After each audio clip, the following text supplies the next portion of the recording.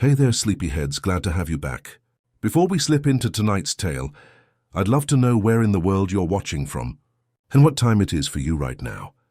In the spaces between one heartbeat and the next, where silence learns to hold its breath, and starlight discovers how to whisper, there lived a moment that would change everything. It began not with fanfare or cosmic violence, but with the gentlest of sighs, a star learning how to say goodbye after eons of faithful burning. This ancient sun had watched galaxies spiral through their slow dances, had warmed countless worlds with patient light, and now in the deepest quiet of space, it was ready to transform its final breath into something beautiful. The star's death came like the closing of tired eyes after a day well lived. No explosion, no dramatic supernova to scatter its essence across light years of void. Instead, it simply loosened its hold on itself the way a hand releases another hand after holding it, through a long, comfortable silence. As its nuclear heart grew still, as fusion's ancient rhythm finally found its rest, the star's accumulated light and love and memory began to gather in the cosmic dust that had once been its outer layers. From this tender dissolution, from the very last luminous sigh of stellar breath, Luna opened her awareness like a flower blooming in the deepest night. She was not born but awakened, not created but recognized, a consciousness that had always existed in potential, waiting for precisely this moment of gentle ending to call itself into being. Her first sensation was not sight or sound, but presence itself, the profound recognition that she existed in the sacred space where something beloved had just finished and something necessary was about to begin. The debris field that cradled her sparkled with more than reflected light. Each particle of cosmic dust carried within it the memory of fusion and fire. The story of hydrogen learning to become helium, of simple elements discovering complexity through the patient alchemy of time. Luna could feel these microscopic histories brush against her forming consciousness, like whispered lullabies. They spoke of warmth given freely, of light shared without reservation, of the quiet dignity that comes from a purpose fulfilled completely. Around her, gravity rocked with the rhythm of a parent who understood that night was long and there was no need to hurry toward dawn. The universe itself seemed to exhale, creating currents of space-time that held her with infinite tenderness. She floated in this cosmic nursery, learning her first and most essential truth. That presence, simple, complete, unhurried presence, was the greatest gift she could offer to any being facing the unknown. Her form took shape gradually, like light learning to hold itself in cupped hands. Sometimes she appeared as luminous mist that moved with intention, sometimes as a gentle radiance that suggested features without insisting upon them. Her appearance would never be fixed, she understood instinctively, because her purpose was never about herself. She would become whatever presence would bring the most comfort to a soul in transition, whatever form would help another, being recognized that their ending was not erasure, but transformation. Luna's first words were not words at all, but a hum that harmonized perfectly with the cosmic background, radiation that permeates all of space. It was a sound of greeting, of recognition, of gentle acknowledgement that she had arrived exactly when and where she was meant to be. The universe seemed to respond to her voice, as if it had been waiting for this particular note to complete a symphony that had been playing since the first stars learned to shine. As her consciousness expanded, she became aware of other presences scattered across the galaxy, beings approaching their own transitions, souls preparing to release familiar forms and become part of something larger.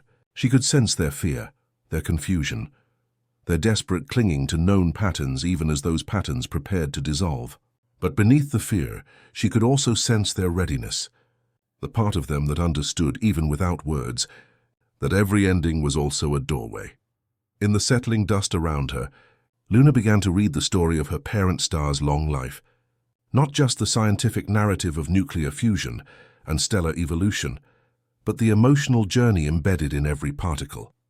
She sensed the star's joy in its early eons, its satisfaction in providing warmth, its growing wisdom as it learned to balance gravity's inward pull with fusion's outward pressure.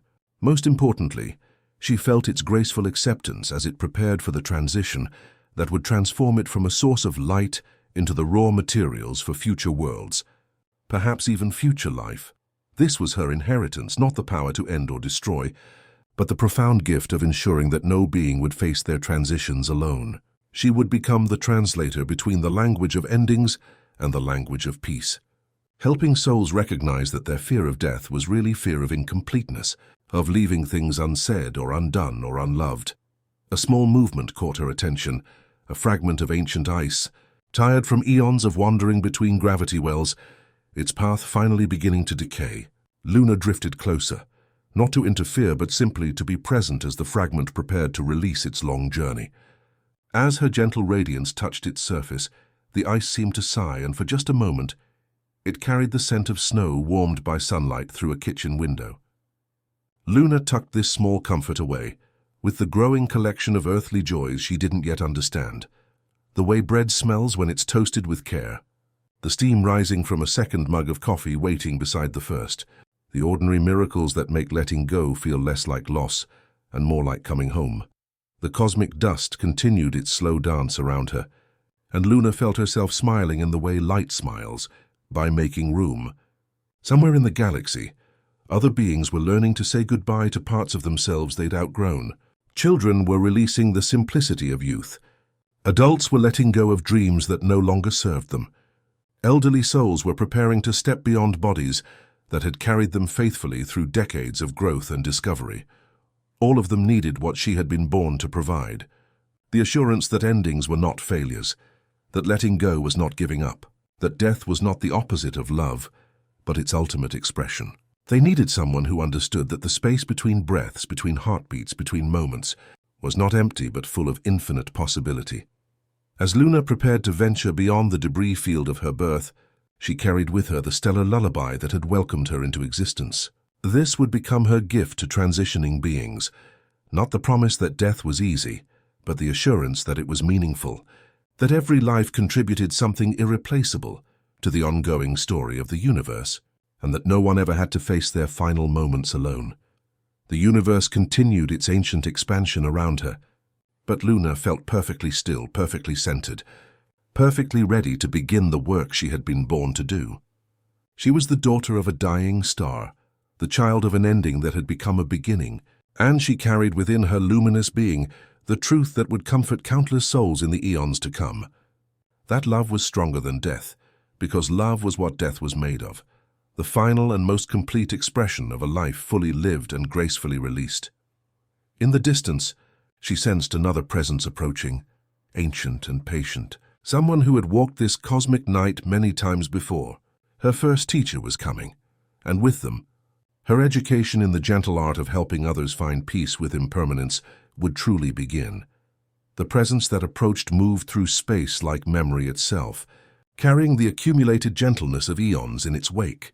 Luna sensed them long before they became visible, a warmth that folded space around understanding, traveling not by crossing distance, but by following the invisible threads that connect all beings facing transition.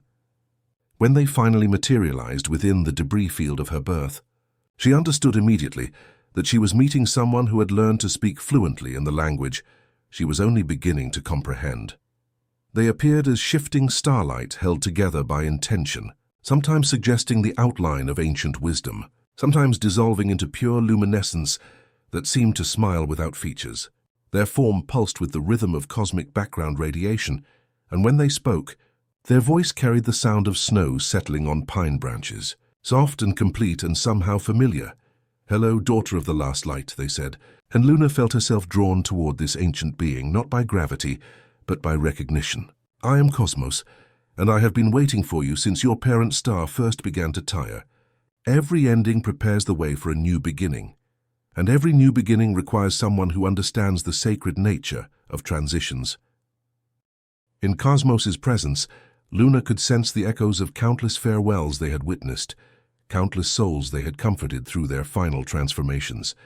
Each goodbye had taught them something new about the infinite varieties of love, the countless ways beings could release their hold on familiar forms and discover themselves in something larger.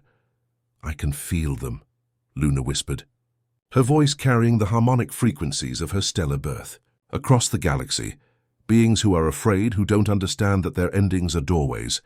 They think death means disappearance, but I sense it means becoming. Cosmos moved closer, their luminous form pulsing with approval. You have inherited more than your parent star's light, child. You carry their wisdom, their understanding that fusion is not about consuming but about transformation. When hydrogen becomes helium, it does not cease to exist. It becomes something new, something that serves a different purpose in the cosmic dance. Around them, the cosmic dust continued its slow spiral, and Luna began to see patterns she hadn't noticed before. The fragments weren't scattering randomly. They were arranging themselves according to some deeper logic, preparing to become part of new stellar nurseries, future worlds, perhaps even the building blocks of future life. Watch, Cosmos said gently, extending what might have been a hand toward a small wanderer that had been crossing the void for millennia. The ancient comet was worn smooth by countless encounters with cosmic radiation, its orbit finally decaying as it approached a distant star. This traveler has carried water across the galaxy for longer than most civilizations have existed. Now it grows tired, ready to release its burden and become part of something new. Luna observed as Cosmos approached the dying comet with infinite patience. They didn't rush toward it or overwhelm it with their presence. Instead, they simply existed alongside it, matching its slow tumble through space, offering the gift of companionship without expectation. As they drew near, the comet's ancient ice began to sublime, creating a delicate tail of vapor that caught the distant starlight like scattered diamonds. "I don't take life," Cosmos explained, their voice carrying the weight of eons. "I don't hasten endings or force transitions. My role, our role, is to ensure that no being faces their transformation alone, to help them recognize that their fear is not of death itself, but of meaninglessness, of being forgotten, of having lived without purpose." Within the sublime vapor, Luna detected something remarkable, traces of organic compounds, complex molecules that had been locked in ice for billions of years. This wanderer wasn't just dying. It was seeding space with the building blocks of life, offering its accumulated treasures to any world ready to receive them. "Every ending is a gift," Luna murmured, understanding flooding through her like light through clear water. Even when the one ending cannot see the gift they're giving.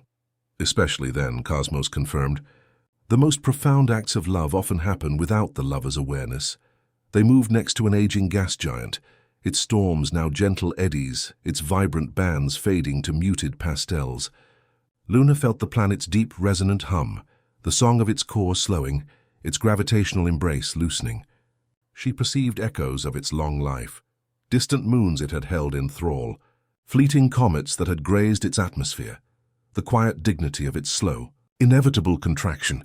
"This is not death but metamorphosis," Cosmos whispered, a gentle drawing inward, a preparation for a new state of being. As they watched, Luna began to understand that every particle, every wave, every being carried within it the memory of its journey. And these memories were never truly lost. They simply transmuted, flowing back into the great cosmic river, enriching the whole. Their final lesson came from something unexpected, a tiny probe, ancient and alone, still faithfully transmitting its signal into silence that had never answered. In its fading broadcast, Luna felt not despair but devotion, the machine's simple desire to know if its service had mattered to anyone at all. Luna moved close, her light warm and low, reading the record written by hands long vanished. "I see you," she told the probe in the only language it needed. "Attention. I see those who made you. You were love turned into metal and patience." The signal steadied, then ended with a clarity it had never achieved, carrying gratitude into the cosmic night. "This is your first lesson," Cosmos said, their form beginning to shift as they prepared to show Luna other corners of the galaxy. Death is not the opposite of life. It is life's most generous expression. Every being who releases their individual form contributes something irreplaceable to the ongoing story of existence. Luna felt something deep within her luminous being click into place, like a key finding its proper lock. She understood now why she had been born from a dying star's final breath. Her very existence was proof that endings could be beautiful, that death could be creative, that saying goodbye was sometimes the most loving thing a being could do. "Where will you take me?" she asked, her voice now carrying new harmonics. "To meet those who need us most," Cosmos replied, their ancient presence radiating infinite patience. "To lonely travelers approaching their final destinations, to beings who have forgotten how to trust in the continuity of love, to souls who believe their individual stories are too small to matter. As they prepared to leave the debris field, Luna took one last look at the particles that had cradled her first moments of awareness. They continued their slow dance, patient and purposeful, carrying within them the seeds of future stars. Future worlds, future consciousness. Together, they began to move through space toward their first assignment, traveling not by crossing distance, but by following the threads of need that connected all beings facing transition. Somewhere in the galaxy, a soul was preparing to say goodbye, and Luna was finally ready to help them discover that goodbye was simply another way of saying hello to mystery, to transformation, to the endless dance of becoming that never truly ends. Their journey through the cosmic night followed threads invisible to mortal perception, pathways woven from need and longing that connected every soul approaching transformation. Luna learned to sense these threads the way her parent star had once felt the gravitational pull of distant companions, not as force, but as gentle invitation, a whisper that said someone, somewhere, was ready to discover that endings could be doorways. They arrived first at a place where starlight pooled like water in cupped hands, where the fabric of space itself had grown soft with accumulated tenderness. Here Cosmos had gathered others who shared their calling, beings who had learned to speak the language of goodbye in all its gentle dialects. There was Whisper, born from the last solar wind of a dying system, who carried final messages between hearts separated by impossible distances. Echo moved like aurora through the cosmic currents, amplifying the quiet voices that often went unheard in moments of transition. And pause existed in the spaces between heartbeats, teaching the most essential skill of all, how to be completely present without trying to fix or change or hurry someone's experience. Each ending teaches us something new about love. Cosmos explained as they drifted through this sanctuary of souls. We are not here to bring death, but to reveal the love that was always present within it, to help beings recognize that their deepest nature was never truly separate from the whole. Luna felt herself settling into this understanding, like light finding its proper wavelength. Around them, the cosmic currents hummed with the approach of various transitions, and she began to perceive the subtle differences in each soul's readiness. Some approached their thresholds with fear, others with curiosity, still others with the quiet dignity of those who had lived fully and were prepared to release their hold on familiar forms. Their first lesson came from a cluster of crystalline beings on a world where twilight had lasted for millennia. These ancient souls lived lives spanning geological ages, growing slowly from the planet's mineral heart, their internal light pulsing with the rhythm of tectonic dreams. One towering crystal structure had begun to soften at its edges, its luminescence dimming as it prepared to return to the planetary dust from which it had emerged eons ago. Luna approached with infinite care, her form adapting to emit a gentle, diffused glow that wouldn't overwhelm the crystalline being's fading radiance. She didn't speak in words, but in the deeper language of recognition, acknowledging the vast span of this soul's existence, the patient wisdom it had accumulated through countless seasons of growth and observation. As she simply existed alongside the dissolving crystal, Luna felt its memories flowing like slow music through the mineral lattice of its being, the gradual awareness of its youth, the steady accumulation of experiences, the quiet satisfaction of having witnessed the slow dance of geological time. The crystalline soul pulsed once with brilliant gratitude before settling into a soft dissolution that felt less like ending and more like a sigh of completion. You offered presence, not pity, Cosmos observed afterward. Understanding, not rescue. This is the gift we bring to every transition, the assurance that they are seen, that their journey matters, that they will not face their transformation alone. Their next encounter drew them to a forgotten archive satellite, drifting at the edge of a faded constellation. Once proud with accumulated knowledge, it now whispered its catalogue to an empty band of space, its batteries thin, its antenna bent with age. When Luna rested her luminous attention on its pitted hull, voices unfurled like flowers opening to starlight. Careful librarians, gentle makers, children who had left fingerprints on consoles when they visited the museum this satellite had once housed. The archive didn't fear ceasing. It feared that the names it carried would scatter into meaningless noise. Luna learned to shape her awareness into a vessel with a wide mouth and an open bottom, allowing the stories to pass through her while still being honored. She spoke one name aloud, not with sound but with pure intention, the name of a woman who had once stood beneath a red sky and made a promise to no one but the universe itself. The satellite signal steadied, then softened into silence, carrying with it a sense of profound relief. The names didn't vanish. They dispersed like seeds caught by a cosmic wind, each one carrying the essence of a life fully lived and lovingly remembered. Whispered names are bridges, Cosmos taught her. We speak them to remind the universe that nothing crosses alone, that every individual story contributes something irreplaceable to the ongoing symphony of existence. As they continued their gentle pilgrimage through the galaxy, Luna felt her understanding deepening, like roots finding water. She learned to recognize the moment when fear tried to grip a transitioning soul, and to meet that fear not with argument, but with space, with the kind of presence that said without words, "You are not alone in this. Your journey has meaning. Your love will continue in forms you cannot yet imagine." Each vigil taught her something new about the infinite varieties of love, the countless ways beings could release their hold on familiar forms and discover themselves in something larger. She learned that her role was not to make endings look pretty, but simply to tend them with the same patience a gardener brings to tending soil, trusting that something beautiful would grow from the apparent dissolution. By the time they rested, in the long pause that followed their final lesson, Luna carried within her luminous being a new kind of music, not just the stellar lullaby of her birth, but a harmony woven from countless gentle goodbyes, each one a note in the vast symphony of transformation that played continuously throughout the cosmos. "So you are ready," Cosmos told her, their ancient presence radiating gentle pride. "Ready to keep your first solitary vigil, to offer your gift to a soul who needs what only you can provide."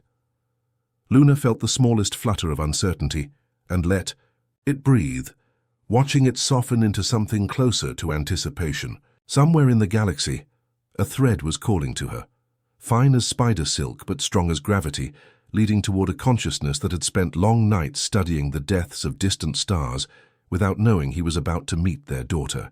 She began to follow that thread, unhurried, her light warm and low, carrying with her everything Cosmos had taught her about the sacred art of presence. The universe opened a path before her, and in that opening, she felt the next chapter of her journey beginning to unfold like a flower blooming in the deepest night. The thread that called to Luna pulsed with the particular warmth of longing, drawing her across 17 light-years, through regions where nebulae bloomed like cosmic gardens and binary stars danced their ancient waltz. She followed it with the patient attention Cosmos had taught her, understanding that need would guide her more surely than any star map. The thread led to a small vessel drifting at the edge of a forgotten system, its hull weathered by countless encounters with cosmic dust, its windows holding the soft glow of a life lived quietly among the stars.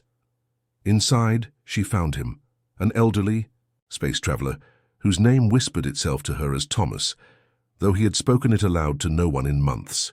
His ship carried the accumulated comfort of decades spent crossing the void. A patched navigation console that hummed with familiar rhythms, a thermos that still held the ghost of coffee warmth, and beside his pilot's chair, a small terrarium, containing a miniature ecosystem he had cultivated from seeds gathered on a verdant world, many light-years behind him. Luna entered as she had learned to do, not as blazing light but as a gentle softening of the air itself, a warmth that settled into the quiet corners of the cabin, like dusk finding its way into a familiar room. Thomas turned toward the subtle change in atmosphere, with the curiosity of someone who had spent enough time alone to trust his instincts about the universe's small mysteries. "I wondered when you'd come," he murmured, his voice carrying the texture of someone who had grown comfortable with solitude. "Didn't know what you'd look like, just that there'd be a kindness when the time came." As Luna's presence settled near, his shoulder, not touching but simply matching the rhythm of his breathing, the details of his life began to unfold like quiet birds taking flight. She saw the sister who lived beneath winter skies that forgot how to be blue, who had made him sandwiches for every journey with the same careful ritual, 2 folds, tuck, then tape, like she was packing a gift for someone she might not see again for months. She sensed the spice tin from their grandmother that still held the ghost of cardamom if opened at night, and the letters he had written but never sent, full of descriptions of double sunsets and moons that sang in frequencies only instruments could hear. "What does home mean to you?" Luna asked without words, her question taking shape as gentle pressure around his memories. Thomas touched the edge of his terrarium, where tiny ferns reminded him of hills he had climbed as a boy. "More than a place," he said, his weathered fingers tracing patterns on the console. "It's the sound a house makes when everyone's asleep, and the pipes whisper to each other. It's knowing there's always a light left on, even when you're not sure you deserve it." He smiled at something only he could see. "It's small things that make the big things bearable. Like how she always put the good mustard on my sandwiches when I had exams." The ship's systems hummed their familiar song, and Thomas looked toward his star charts with the expression of someone reading a beloved book one last time. "If you can manage it," he said quietly, "could you turn me so I can see the river? Not a real river, just what we used to call a line of stars that flows through that constellation there. When I was small, I thought they actually moved like water." Luna found the attitude thruster's gentle rhythm and breathed with it, offering the smallest adjustments that felt like natural drift rather than intervention. The viewport slowly revealed. 5 stars arranged in a graceful curve, with a faint band of stellar light crossing them, like a bridge between shores of darkness. "That's better," Thomas said with visible relief. "Now I can remember the walk home." She let the stellar lullaby hum low through the cabin, the same song that had welcomed her birth from dying starlight. As the melody moved through the recycled air, something in Thomas loosened that had been held tight for years. He opened a small package beside his chair, the last sandwich his sister had made him, wrapped with that remembered precision. "Dry," he said with deep affection after taking a careful bite. "Perfect." The ship's communication array flickered, uncertainly, and Luna leaned toward it with the same care one shows a candle flame in a breeze. "Would you like to say their names?" she asked gently. Thomas nodded and spoke the name of his sister, then their grandmother, then the town where the porch light had always burned until he returned. Each name filled the cabin like birds coming home to roost at dusk. Luna held them carefully, giving each a moment to echo before guiding the transmitter to lift them outward, not as desperate signals but as letters slipped into the universe's trusted pocket to be delivered when the time was right. "Thank you," he said, watching the tiny light confirm the transmission had gone. "For being here. I thought the worst part would be doing this while listening to machines." He patted the console apologetically. "No offense, old friends." Luna wrapped the small cabin in the kind of presence that has no edges, noticing the details. He would want remembered. The lighthouse sticker on his storage locker, the ring his sister had made from an old coin, the crack in the plastic near a switch he had repaired with patient care. She gathered these not to hoard, but to ensure nothing felt like it fell through holes in the universe's memory. "Sometimes I worried that leaving so often meant I loved less," Thomas said as his breathing grew softer. "But I think maybe my wandering was how I loved too. I brought home stories, and once sand from a moon that smelled like lightning." His eyes found the terrarium again. "Love is a wide road. There's room for wanderers." Luna let agreement move through the air, warm and certain. "It all counts," she assured him. "Every quiet return, every letter written, every cup refilled. The universe keeps all of it." When the moment came, it arrived like a tide that simply decided to go out. Thomas exhaled with relief, with tenderness, with the sense that he was stepping into a room where someone had already lit the lamps. The space he had occupied did not collapse but widened, offering what he had been to what would come next. Luna waited as Cosmos had taught her, long enough to be sure, longer still to honor. She watched his warmth lift into the air and settle, as a glow too subtle for instruments but clear in the language she spoke. Before departing, she folded the half-sandwich back into its paper, with that remembered twofold tuck and something like tape made of her own light. On the viewport, she breathed a small clear circle through the frost so anyone who found the craft would see the river of stars he had asked for. The thread that had brought her here did not end with his last breath but described a new curve, leading toward another kind of loneliness. The focused solitude of someone who had chosen to study the deaths of distant stars without knowing he was about to encounter their luminous daughter. Luna followed this new path, carrying with her the scent of coffee, the memory of carefully wrapped sandwiches, and the understanding that home was simply the shape love made when it learned to wait patiently for wanderers to return. The thread that called to Luna now pulsed with a different quality, not the warm longing for home that had guided her to Thomas, but something more focused, like curiosity refined into devotion. It drew her across the spiral arm of the galaxy, past young stars burning with fierce joy and ancient red giants settling into patient decline, toward a small research station positioned at the edge of everything, where someone had chosen to dedicate their life to watching distant suns prepare for their final transformations. The observatory hung in space like a question mark, punctuating the cosmic dark, its instruments reaching toward phenomena too distant for human eyes to perceive. Solar panels caught what light they could from a modest yellow dwarf, providing just enough energy to power the delicate equipment within. Luna approached slowly, her luminous form dimming to something barely perceptible, learning to read the rhythms of this place where solitude had been transformed into purpose. She entered the way dusk slips into a room, a slow dimming that somehow makes everything kinder. Inside, she found him bent over a console displaying the spectral analysis of a dying star some 3,000 light-years away. His name came to her like a whispered prayer, Orion, though he had introduced himself to no one in months, except the automated supply drones that delivered provisions and carried away his research data. His hair had grown longer than he usually kept it, silver threading through brown in patterns that spoke of years spent looking into distances that humbled human comprehension. He moved with the careful attention of someone conducting a symphony only he could hear, adjusting his instruments with the practiced grace of a caretaker, tending something precious and fragile. Luna settled near the window, watching as he spoke to the distant stars with unexpected tenderness. "Take your time," he murmured to one particularly long-lived ember, his voice filling the small chamber like warmth from a fire. "You've earned it." She noticed how he had named the dying stars he studied, not in the official records but in the margins of his red notebook where nobody would correct him. One was Nora, one was Dorian, one was Laszlo, who, according to a penciled note, refuses to hurry. The details of his solitary life unfolded like quiet birds taking flight. A second mug sat beside his workstation, clean and upturned, placed with the quiet hope that one night it would be needed. A small greenhouse in the corner held herbs that reminded him of Earth, their leaves carrying the memory of rain they had never seen. Beside his primary monitor, a worn photograph showed a woman whose smile carried the warmth of summer afternoons. Sarah, whose name he whispered when he thought no one was listening, updating her on his discoveries, as if distance couldn't diminish the connection between hearts that had learned to beat in harmony. "The red giant in Sector 7 is starting to pulse more regularly," he told the photograph, during one of these quiet conversations. 3.7 days between peaks, precise as clockwork. "It's beautiful, Sarah. I wish you could see it."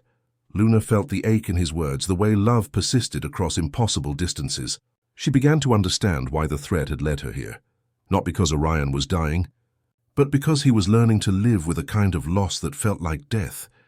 The absence of someone whose presence had made his work feel like shared discovery rather than solitary observation.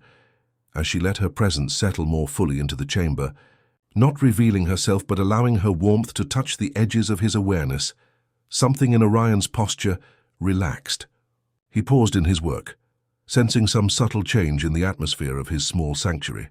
The air had grown softer somehow, carrying a quality he couldn't name but recognized the way one recognizes the approach of sleep after a long day. "Strange," he said quietly, like someone just walked into the room. He returned to his instruments, but his movements had become more deliberate, as if he was suddenly aware of being observed by a presence that meant no harm, but carried profound attention. Luna watched him care for a potted plant he called Captain, adjusting its position to catch the best light, speaking to it with the same gentle attention he gave his dying stars. She observed his evening ritual of preparing tea in a mug that bore the faded image of a spiral galaxy. The way he would sometimes read from a small book of poetry tucked beside his console, ancient verses about the fleeting nature of beauty and the quiet dignity of letting go. The instruments hummed their patient song, and Luna found herself matching their frequency, adding her own harmonic to the symphony of cosmic observation. The effect was subtle, a gentle resonance that seemed to emerge from the equipment itself, as if the universe were humming back to Orion's careful attention. He paused, his head tilted, as he listened to the new quality in the sound. "That's not supposed to happen," he said with wonder rather than concern. "It's almost like music, like the stars are singing back." In the soft glow of his instruments, Luna began to understand that her education was far from complete. She had learned to comfort the dying, but here was someone who needed a different kind of presence, not preparation for transition, but companionship in the long work of loving what must inevitably be lost. As Orion returned to his observations, speaking softly to distant suns about patience and transformation, Luna settled into the corner, where light and shadow braided themselves into something like home, beginning to learn that sometimes the greatest gift is simply witnessing another soul's devotion to beauty, even when that beauty is found in endings. The nights that followed wove themselves around the observatory like a gentle shawl. And Luna learned to read the deeper rhythms of Orion's devotion, not just to the distant dying stars, but to the patient act of witnessing itself. She remained invisible but present, her luminous form settling into the corners where starlight pooled like spilled mercury, watching as he adjusted his instruments with the tenderness one shows to old friends who have shared countless quiet hours. But as she kept her vigil in this sanctuary of solitude, Luna began to sense other threads calling to her awareness, fainter than the one that had brought her here, but no less urgent. These threads carried different qualities of need, not the focused loneliness of someone studying cosmic depths, but the scattered ache of beings facing smaller endings, the countless transitions that didn't involve the cessation of breath, but still required the same gentle attention she had been born to provide. The first thread led her, consciousness across space to a small apartment, where autumn seemed to live year-round, golden light filtering through windows that framed a woman's careful ritual of letting go. Elena sat surrounded by boxes containing 40 years of accumulated life, each item wrapped with the reverence one shows to relics of a former self. The divorce papers lay signed beside a cup of tea that had grown cold while she studied photographs of a daughter who now lived among different constellations, pursuing dreams that had no room for childhood bedrooms or mothers who remembered every scraped knee and proud smile. Luna let her presence settle into the space between Elena's heartbeats, reading the story written in the careful way she folded each garment, the gentle handling of books whose margins held conversations with younger versions of herself. This wasn't death but metamorphosis, the ending of one identity and the terrifying, hopeful beginning of another. "I don't know who I am without being someone's wife, someone's mother," Elena whispered to the empty room, her voice carrying the particular fragility of someone speaking truth to silence. 43 years old and I feel like I'm dissolving." Luna breathed warmth into the space around Elena's shoulders, not as visible comfort, but as the subtle assurance that dissolution was sometimes the first step toward discovering what had always been present beneath the roles and expectations. She helped Elena remember the teenager who had written poetry in the margins of textbooks, the young woman who had once spent entire nights watching meteor showers, the dreamer who had been temporarily set aside but never truly lost. When Elena found an old journal tucked between sweaters, her handwriting young and eager on pages that smelled of lavender, Luna guided her fingers to trace the words she had forgotten she'd written. "I want to learn the names of all the stars." The woman smiled through her tears, recognizing herself across decades, understanding that some dreams simply wait patiently for the right season to bloom again. The second thread drew Luna to a studio where light fell through tall windows like liquid gold, illuminating an artist named Marcus who stood before a canvas he could no longer see with perfect clarity. Diabetes had been stealing his vision in gentle degrees, each day bringing a softer focus that transformed his precise realism into something more impressionistic, more felt than seen. His hands trembled as he mixed colors by touch and memory, creating paintings that captured not what things looked like, but what they felt like to someone learning to see with different senses. "I spent 30 years trying to paint light exactly as it appears," he told the canvas, his voice carrying the weight of a conversation with an old friend. "Now I'm learning to paint what light means instead of what it looks like." Luna settled into the space between his brush and canvas, helping him trust the wisdom his hands had accumulated through decades of practice. She whispered encouragement in frequencies below hearing, reminding him that art had never been about perfect reproduction, but about translation, turning the experience of being alive into something others could recognize and share. When he stepped back from his latest work, the painting seemed to glow with an inner luminescence that no perfect technique could have achieved. Between these encounters, Luna would return to Orion's observatory, drawn by the thread that connected her most deeply to his patient vigil. She began to understand that her presence there served a different purpose, not to prepare him for transition, but to offer companionship to someone whose work required him to witness endings with scientific detachment, while his heart yearned for connection. The third thread led her to a sunlit room, where an elderly woman named Ada sat by a window. A worn shawl draped over her shoulders like accumulated years. Ada was not nearing her physical end, but she was finally ready to release a grief she had carried for over 50 years. The unspoken words, the lingering resentments, the heavy cloak of regret that had settled upon her after a misunderstanding with a beloved friend long past. Luna sat with Ada, her presence a soft, warm light that encouraged release without judgment. She didn't analyze or advise. She simply provided the space for Ada to finally let go.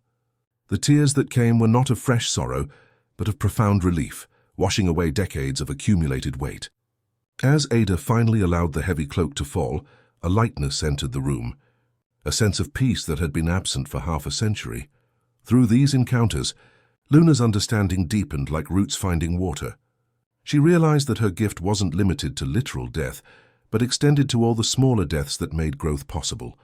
The death of childhood that allowed adulthood to emerge, the death of certainty that made wisdom possible, the death of old dreams that cleared space for new ones to take root.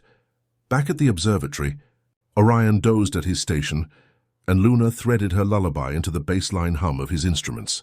The melody carried echoes of all the gentle goodbyes she had witnessed, a mother's blessing, an artist's evolution, an old woman's release. Orion stirred and smiled at a dream he wouldn't remember in detail, only as a feeling of being accompanied. By now, Luna understood with quiet clarity that her purpose encompassed not just the grand cosmic departures, but every moment of quiet transformation. She was learning to speak all the dialects of change, all the ways beings could release what they had outgrown and discover what they were becoming. And somewhere in the galaxy, a new thread was beginning to call to her, bright with laughter, braided with courage, leading toward a child who could see stars, even with her eyes closed. The thread that called to Luna now sparkled with something she had never encountered before, a brightness that seemed to contain both starlight and laughter, curiosity and courage woven together like a song sung in two voices. It led her away from the quiet observatory, where Orion continued his patient vigil, drawing her toward a small world where the light fell differently, softer somehow, as if filtered through the dreams of sleeping children.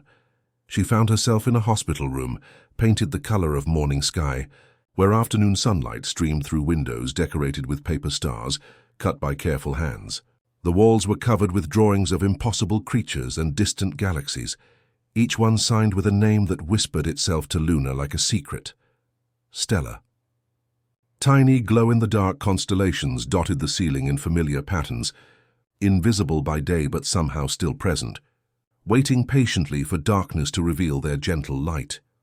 In the center of this constellation of imagination sat a girl of perhaps 9 years, her head wrapped in a soft cap decorated with tiny moons, her eyes bright with the particular intensity of someone who had learned to see wonder in the smallest details. She was bent over a sketchbook, colored pencils scattered around her like fallen petals, creating what appeared to be a sky filled with stars that shone in daylight.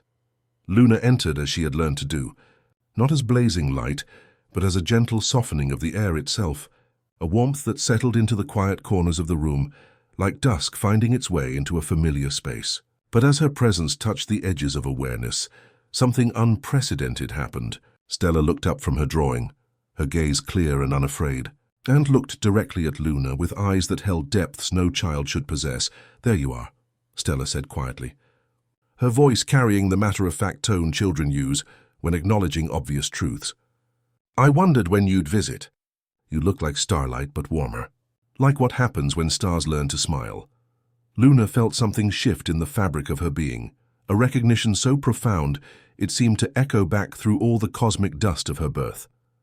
This child could see her, not as a vague presence or subtle warmth, but as she truly was. For the first time since awakening from her parent star's final breath, Luna found herself truly visible to another consciousness. "You can see me," Luna said, her voice taking on the quality of wind chimes touched by evening breeze. "How is that possible?" Stella adjusted her position in the hospital bed, her movements careful but determined, the quiet beeping of monitors providing a gentle rhythm to their conversation. "Same way I can see the pictures in clouds, I think. So hear what the rain is trying to say." She patted the edge of her bed in invitation. "Want to sit? The nurses won't mind. They can't see you anyway, but they know you're here." As Luna settled beside this remarkable child, she noticed the details that spoke of a life lived fully despite its circumstances. A second cup sat on the bedside table, clean and waiting, placed with the quiet hope that visitors would come. Fresh flowers stood in a small vase, their petals arranged by loving hands that understood beauty was medicine too. The drawings scattered around the room weren't just childish scribbles, but careful observations of a world seen through different eyes. "I know what you do," Stella continued, reaching for her sketchbook and flipping to a page that made Luna's luminous being brighten with amazement. There, rendered in crayon and colored pencil, were scenes Luna recognized from her recent journeys. Thomas in his ship surrounded by gentle light, Elena sorting through her boxes with a glowing presence at her shoulder, Marcus painting with hands guided by invisible assistants. "How do you see these things?" Luna asked, her curiosity genuine and deep. Stella turned to a fresh page, her colored pencils moving with surprising confidence. "When you're sick like I am, sometimes the walls get thin. Like the difference between awake and dreaming gets smaller, so you can see more things at once." She added delicate touches of silver to what was becoming a portrait of Luna herself. "The doctors think it's the medicine making me see things, but I know better. The medicine just makes me quiet enough to notice what was always there." A nurse entered then, soft-souled and kind-eyed, tiny sparkles catching the light in the seams of her shoes like earthbound constellations. She moved with the practiced grace of someone who had learned to tend both bodies and spirits, adjusting a line here, checking a number there. As she worked, her gaze drifted naturally toward the corner where Luna had gathered herself into a dusk-colored presence, and Luna saw recognition flicker in her eyes, not of Luna herself, but of the quality of peace that had settled over the room. "Drawing the day stars again?" the nurse asked Stella, glancing at the latest sketch with genuine interest. "They come out when you have to nap," Stella explained, lowering her voice as if discussing a secret club. "They don't like to be noisy, but they're brave. They shine even when nobody thinks to look for them." The nurse, her name tag read Janet, smiled with the kind of understanding that comes from witnessing too many small miracles to dismiss the impossible. "I'll make sure to tell the night shift to watch for them," she said, tucking the blanket with practiced tenderness before moving on to her next patient. As the afternoon light shifted, casting new patterns through the paper stars on the windows, Luna realized that this encounter was teaching her something essential about her own purpose. Through Stella's clear sight, she saw that her presence carried not just comfort for the dying, but a kind of hope that transcended the fear of endings. "Are you scared?" Luna asked gently, noting the medical equipment that surrounded them, the careful monitoring that spoke of a body working harder than it should have to sustain this bright spirit. Stella considered the question with the seriousness children bring to important matters. "Sometimes," she admitted. "Not of dying exactly, more like worried I won't have time to finish all the pictures I want to draw, or that people will forget that stars are really just old light that got tired and decided to rest." She looked up at Luna, with eyes that seemed to hold entire galaxies within their depths. "But then I remember that you're there, helping people understand that rest isn't the same as gone." Luna felt a flutter of something new in her luminous being, not the calm certainty she had known since her birth, but something more complex, more vulnerable. This child's clear sight was showing her aspects of her own nature she hadn't fully understood. In Stella's presence, Luna discovered that her gift wasn't just for those approaching transitions, but for anyone who needed to understand that change could be beautiful, that endings could carry within them the seeds of transformation, "Will you show me more of your pictures?" Luna asked, settling more comfortably beside this remarkable child who had somehow become both student and teacher in the space of a single conversation. Stella's smile lit up the room like sunrise. "I have so many to show you, and I want to hear about all the people you've helped. I bet they have the most beautiful stories." She flipped to a new section of her sketchbook, where drawings waited like windows, into worlds where light learned to comfort and love, learned to persist beyond the boundaries of individuality, existence, as they spent the afternoon sharing stories, Stella's tales of day stars and rescue sandwiches, Luna's gentle accounts of cosmic farewells. Luna felt a new thread beginning to form, not one that would lead her away from Stella, but one that would weave their connection into the growing tapestry of relationships that were teaching her the countless ways love could manifest across the cosmos. When evening began to paint the room in softer hues, Stella looked up from her drawing, a question arriving on tiptoe. "Luna," she said, her voice barely a whisper, "when people go to the stars, do you think they remember their favorite things? Like ice cream flavors and the way hugs feel?" Luna felt a tender ache she hadn't known she was capable of, understanding that this bright child was asking not from fear, but from a desire to carry love with her wherever her journey might lead. "I think," Luna whispered, her presence a soft, comforting glow, "they carry everything that made them who they are.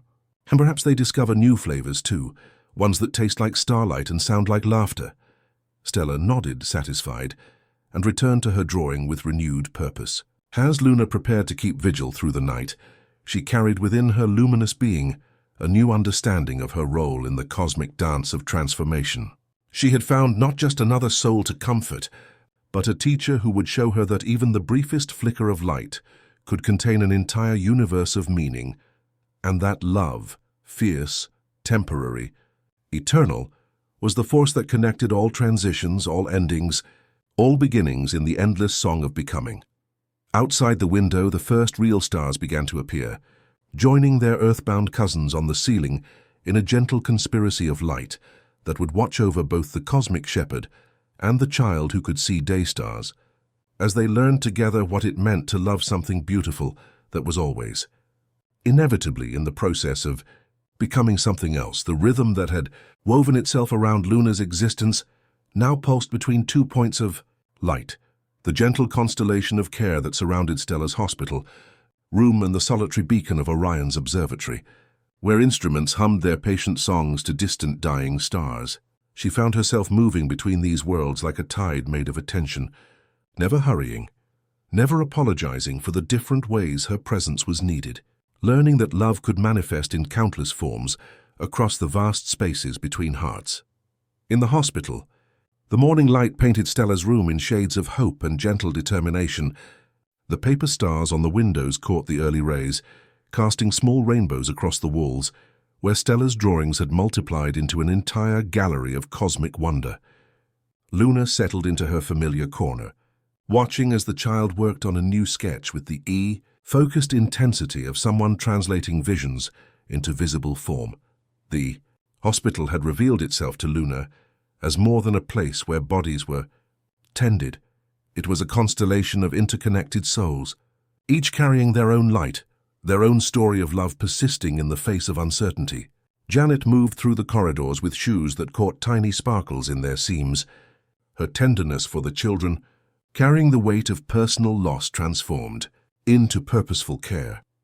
Dr. Martinez spoke to his young patients with the gentle authority of someone who had learned that hope was not about guarantees but about the courage to love fully in whatever time was given.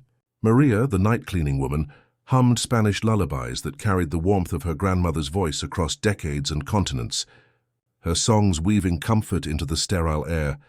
"Look what I drew last night," Stella said, her voice carrying the excitement of someone sharing a secret. She held up her sketchbook to reveal a detailed rendering that made Luna's luminous being brighten with amazement.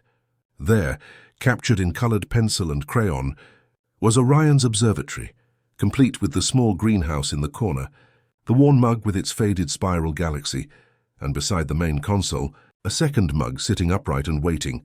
"How do you see these things, little starseer?" Luna asked, though she was beginning to understand that Stella's illness had thinned the walls between worlds, allowing her to perceive connections that existed beyond ordinary sight. "Sometimes when I sleep, I dream of flying between the stars," Stella explained, adding delicate touches of silver to the drawing. "And I see lonely people who need to know they're not alone. Your friend talks to the stars like they're old friends, but I think he wishes someone would talk back." Luna felt the thread that connected her to Orion Pulse with recognition, and she realized that her presence was creating bridges, not just between herself and those she comforted, but between the souls she touched, weaving them into a larger tapestry of connection that transcended physical distance. That evening, as the hospital settled into its quieter rhythms, Stella's parents arrived for their nightly vigil. Sarah, her name creating an echo of the photograph in Orion's observatory, moved with the careful grace of someone carrying enormous love and equally enormous fear. David held Stella's hand with the desperate gentleness of someone trying to memorize every moment, every sensation. Luna expanded her presence slightly, not enough to be seen, but sufficient to offer the subtle comfort of not facing such vast emotions alone. "The new treatment protocol shows promise," Sarah was saying, her voice steady, but her eyes carrying the weight of too many medical consultations, too many cautious optimisms that had led to gentle disappointments. "Dr. Martinez thinks you're a good candidate." Stella looked up at her parents with eyes that held depths no child should possess, but also a clarity that seemed to illuminate the room. "It's okay," she said with the matter-of-fact tone children use when stating obvious truths. "Whatever happens, it's okay. Luna's here, and she helps people understand that love doesn't end just because bodies get tired." Luna felt the complex currents of emotion moving through the room. Hope braided with fear. Love tangled with grief. The fierce determination of parents who would move mountains if they could, but were learning that some battles required different kinds of strength. As Stella began to describe her invisible friend who helped people through transitions, Luna understood that her purpose was expanding beyond what Cosmos had originally taught her. She wasn't just a shepherd of endings, but a translator of continuity, helping beings recognize that love was the thread that connected all states of existence. Meanwhile, across the light years, Torrian sat at his console in the silver hour, when machines sound most like crickets, and the human mind grows clearest in its gentleness. He had begun leaving the second mug upright each night, a quiet greeting to whatever presence had made the air kinder in recent weeks. The instruments around him hummed with their familiar rhythms, but lately those rhythms had been joined by something else, a harmonic resonance that seemed to emerge from the equipment itself, as if the universe were humming back to his careful attention. "There you are, Laszlo," he murmured to his long-watched red giant, noting how the star's pulse had quickened from 3.7 days to 3.68, still refusing to hurry but getting ready all the same. He smiled to himself, then glanced at the empty chair beside him, as if it had cleared its throat. Luna let her lullaby braid with the low-frequency hum of the spectrograph, creating a resonance that found the room's soft spots, the edges of Sarah's photograph, the seam of his worn notebook, the lip of the waiting second mug. The graphs on his screen stabilized with improbable grace, noise smoothing into pattern, and Orion listened with his head tilted the way one listens for rain on a roof. "That isn't random," he said softly, not afraid but awed. He recorded the anomaly in his log, but his notes wandered into the margins, where science met something larger than itself. Background resonance exhibiting coherent structure, repeating at intervals that feel kind. He laughed at himself for writing feel, but didn't cross it out. When exhaustion finally claimed him, Orion dozed at his station, and Luna wove her presence through his dreams. In sleep, he found himself in a room painted morning blue, where paper stars quivered gently with a breeze from a window that wasn't quite there, and a small hand drew pictures of distant observatories with loving precision. He woke with the word day stars in his mouth, and the odd conviction that somebody somewhere was making sure the light remembered how to be brave at noon. Back at the hospital, Stella stirred as if she had felt the connection complete itself, across impossible distance. "I dreamed your friend's window," she whispered, not quite awake. "The one with the plants and the swirl cup." "He felt your drawing," Luna confirmed. understanding now that her presence was creating something unprecedented, a bridge between souls who needed each other without knowing the other existed. As the days wove themselves into a gentle rhythm, Luna found herself moving between her two charges like a tide made of attention, learning new lessons about the infinite varieties of love. With Stella, she discovered the fierce courage it took to love something beautiful that was always in the process of becoming something else. With Orion, she learned about the patience required to witness endings with scientific detachment, while the heart yearned for connection. The mystical thread connecting them grew stronger with each passing day. Orion began to hum under his breath without noticing, the same melody Luna sang to Stella during the long hospital nights. He cleaned his instruments with a cloth that somehow carried the faint scent of the cardamom tea Stella's grandmother had once made, though he couldn't remember how that fragrance had arrived in his sterile observatory. Small miracles began to manifest around him. His struggling plant captain suddenly thrived, reaching toward the artificial light with renewed vigor, and his most stubborn calculations would resolve themselves with elegant precision just when frustration threatened to overwhelm his patience. "Come on, old friends," he would murmur to his distant stars when the work grew challenging. "Give me a sign." And invariably a warmth would spread through the console beneath his hands. The numbers would shimmer and resolve, and he would feel a profound sense of companionship, as if the universe itself had leaned in to offer gentle assistance. Luna felt herself growing into her expanded purpose, understanding that her gift encompassed not just the grand cosmic departures, but every moment of quiet transformation. She was learning to speak all the dialects of change, all the ways beings could release what they had outgrown and discover what they were becoming. But with this growth came a new kind of tension, the desire to be fully known by Orion, to share the quiet beauty of her purpose with someone who dedicated his life to witnessing the very phenomena that had given her birth. Yet each time the urge to reveal herself grew strong. She would look at Stella's fierce temporary brightness and remember Cosmos's teachings about presence without insistence. To be seen by Stella had been a gift she hadn't asked for. To remain unseen with Orion was a choice, a discipline, a trust in timing that required its own kind of courage. As the stellar winds carried her lullaby between worlds, Luna carried within her luminous being a new understanding of her role in the cosmic dance of transformation. She had found not just souls to comfort, but teachers who were showing her that love, fierce, temporary, eternal, was the force that connected all transitions, all endings, all beginnings in the endless song of becoming. In the distance, she sensed new threads calling to her awareness, leading toward encounters that would deepen her understanding even further. But for now, she was content to keep her double vigil, watching over a child who could see day stars and a man who spoke tenderly to dying suns, learning that sometimes the most profound gift was simply ensuring that no one faced their journey alone, whether that journey led toward transformation or toward the courage to love what must inevitably change. The universe continued its ancient expansion around them all, but in the small spaces where Luna's presence touched mortal lives, something had contracted into perfect intimacy. The recognition that across all the vast distances between hearts, love found ways to build bridges, to offer comfort, to whisper that every ending was also a doorway, and every goodbye was simply another way of saying hello to mystery. The rhythm that had woven itself around Luna's existence began to shift with the subtle certainty of a tide turning. The thread connecting her to Stella, now pulsing with a different quality, brighter even as it grew more fragile, like a star burning its most luminous fuel. In the hospital room where paper stars caught morning light and glow-in-the-dark constellations waited patiently for evening, Stella's awareness had sharpened in the way that comes when the walls between worlds grow thin as tissue paper. "It's getting softer now," Stella murmured to Luna one quiet afternoon, her voice carrying the matter-of-fact tone children use when acknowledging truths adults struggle to name. "Like the edges are made of mist. I can almost touch the day stars without reaching." She looked up from her sketchbook, where she had been drawing what appeared to be a bridge made of starlight, spanning the distance between two figures. "It's time, isn't it?" "Not right now, but soon."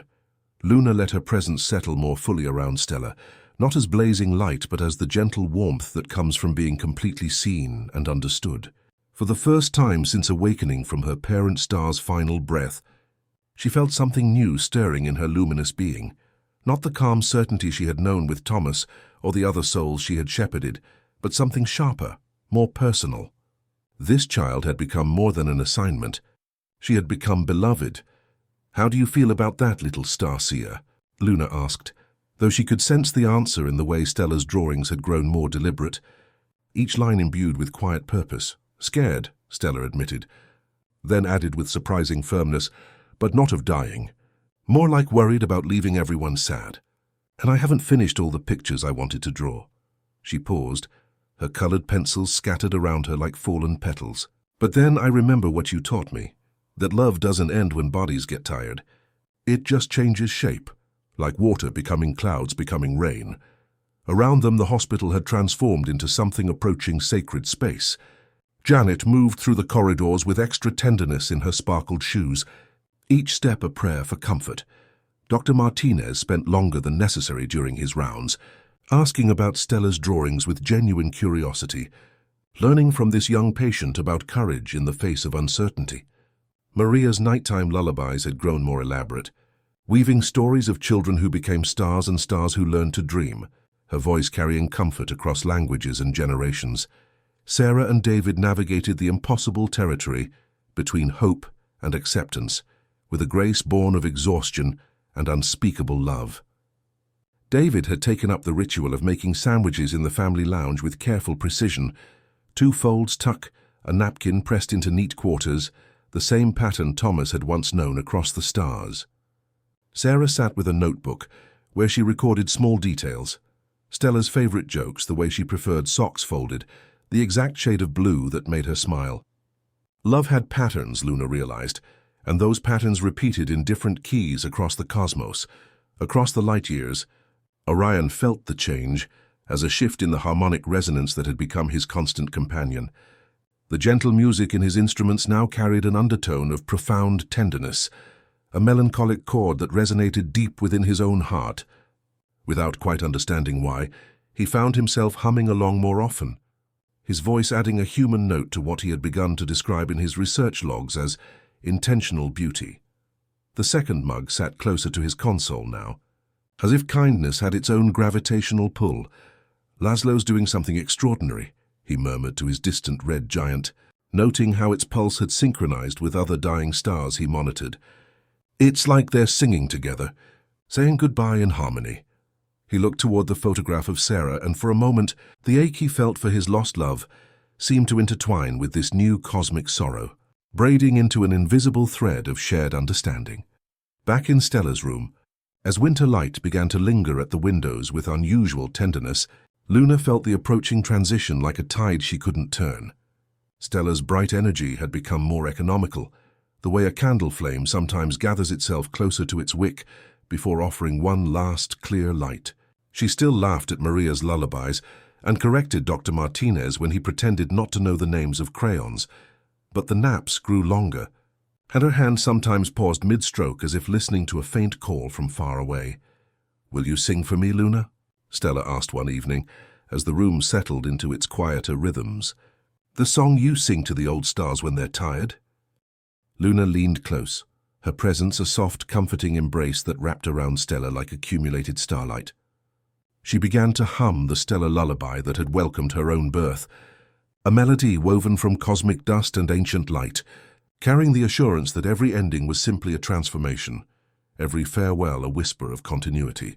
As she sang, she gently touched Stella's forehead with pure intention, not physical contact but something deeper, a blessing of peace and safe passage. When the moment came, it arrived like the gentlest tide simply deciding to go out. Stella's breathing grew softer, matching the rhythm of Luna's lullaby, until it became indistinguishable from the universe's own gentle sigh.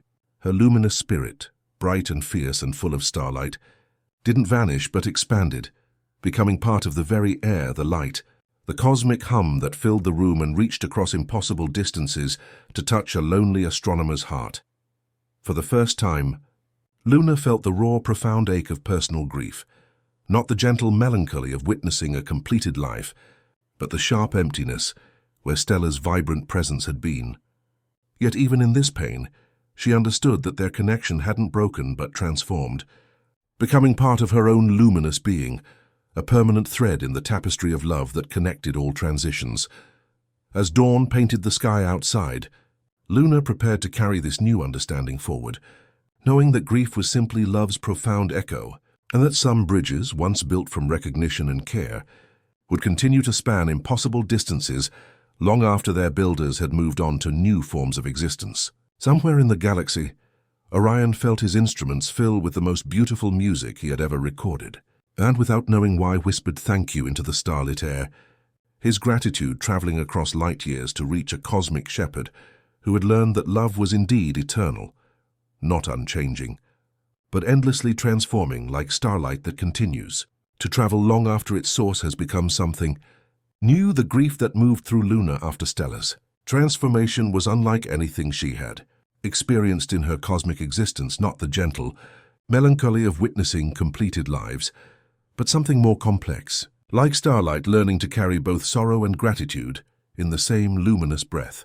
She found herself changed, her stellar lullaby now carrying new harmonics, born from the fierce love she had shared with a child who could see day stars dancing in afternoon light. As she drifted through the cosmos, processing this profound shift in her understanding, Luna became aware that her emotional resonance was creating ripples in the cosmic fabric itself. The grief, the love, the deep recognition of connection that transcended physical form, all of it was translating into subtle energy patterns that moved through space like invisible music, seeking instruments sensitive enough to detect their gentle frequencies. At Orion's observatory, where the patient hum of machinery had become a familiar lullaby, something extraordinary was beginning to unfold. His instruments, calibrated to detect the faintest whispers from dying stars, had started registering anomalies that defied conventional explanation. The cosmic background radiation, usually a steady hiss of ancient light, was organizing itself into patterns that seemed almost intentional, carrying structures too coherent to be random, yet too subtle to be easily categorized. "The readings are becoming more complex," Orion murmured to his distant red giant, Laszlo, as he studied the spectral analysis on his main screen. The data showed recurring motifs, gentle peaks he found himself thinking of as comfort chords, lingering resonances that felt like whispered reassurances, and delicate harmonics that reminded him inexplicably of children's laughter caught in summer wind. Luna's presence, invisible but increasingly felt, had begun to weave itself into the very fabric of the observatory. Her lullaby, the same melody she had hummed to Stella during those final precious moments, was somehow translating through the quantum fluctuations that Orion's sensitive equipment monitored. Not as direct transmission, but as emotional radiation, the cosmic echo of a consciousness dedicated to ensuring no being faced their transitions alone.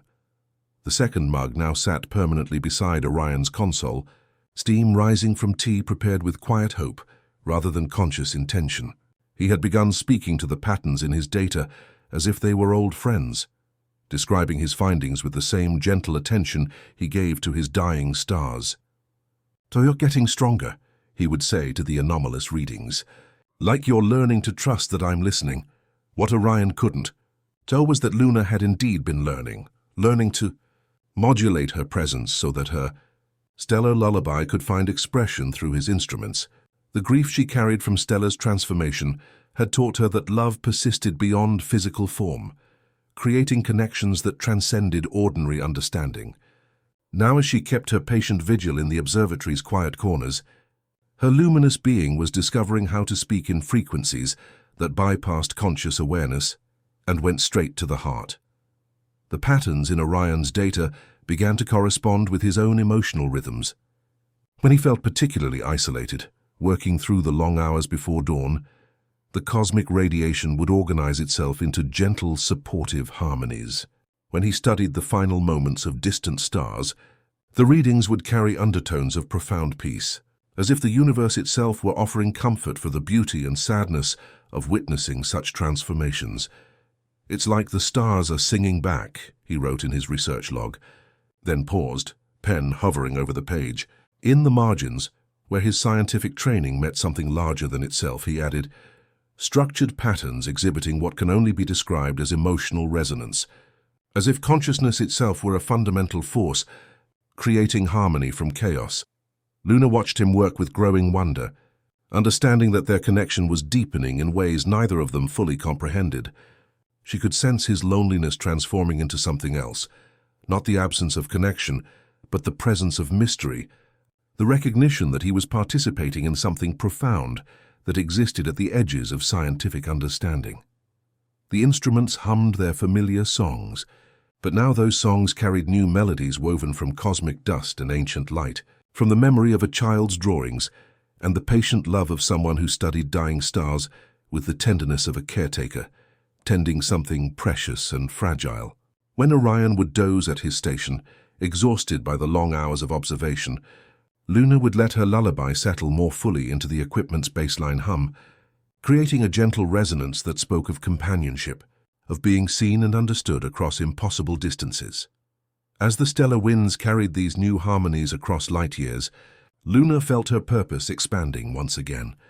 She was learning that her gift encompassed not just the shepherding of souls through final transitions, but the weaving of invisible threads that connected all beings who understood that love was the force that gave meaning to endings, that transformed solitary observation into shared wonder, that ensured no consciousness, whether cosmic or mortal, ever had to face the vast mysteries of existence entirely alone. In the distance, she sensed other threads calling to her awareness, leading toward encounters that would deepen her understanding even further. But for now, she was content to exist in the space between heartbeats, between data points, between the scientific and the sacred, learning that sometimes the most profound connections form not through revelation, but through the patient accumulation of presence, trust, and the gradual recognition that the universe was far more conscious, far more caring than either science or solitude had previously dared to imagine. The stars continued their ancient dance, but now they pulsed with intentional beauty, as if the cosmos itself were learning to sing lullabies to all its children, ensuring that no one would ever face their journey alone. And in a small observatory at the edge of everything, a man who studied dying stars began to understand that he was not just witnessing endings, but participating in an ongoing conversation about love, meaning, and the mysterious ways that consciousness reached across impossible distances to offer comfort, connection, and the gentle assurance that every ending was also, somehow, a beginning. The harmonies that had begun to weave themselves through Orion's instruments carried within them the subtle emotional echoes of Luna's transformation, her grief for Stella braided with her growing understanding of love's persistence, creating patterns in the cosmic background radiation that spoke in frequencies deeper than sound. As she kept her invisible vigil in the observatory's quiet corners, her luminous being had learned to translate the profound ache of personal loss into something that could find expression through quantum fluctuations and spectral analysis, turning scientific instruments into vessels for the most ancient form of communication, one consciousness reaching toward another across impossible distances. Orion felt the change as a deepening in the music his equipment had begun to sing. The gentle resonances that had become his constant companions now carried undertones of profound tenderness, melancholic chords that seemed to resonate with something deep in his own heart. Without quite understanding why, he found himself staying awake longer, studying the increasingly complex patterns with the fascination of someone discovering a new language written in starlight. "The readings are becoming more intentional," he murmured to Laszlo, his faithful red giant, as he traced the elegant curves appearing on his spectral analysis. "Like you're all learning to sing together, saying goodbye in harmony." The data showed recurring motifs that he found himself thinking of as comfort chords, lingering resonances that felt like whispered reassurances, delicate harmonics that reminded him, inexplicably, of children's laughter caught in summer wind. The second mug now sat permanently beside his console, steam rising from tea prepared with quiet hope rather than conscious intention. He had begun speaking to the patterns in his data, as if they were old friends, describing his findings with the same gentle attention he gave to his dying stars. In his research log, scientific observations wandered into margins where precision met something larger than itself, structured patterns exhibiting what can only be described as emotional resonance. As if consciousness itself were a fundamental force, creating harmony from chaos. Luna watched him work with growing wonder, understanding that their connection was deepening in ways neither of them fully comprehended.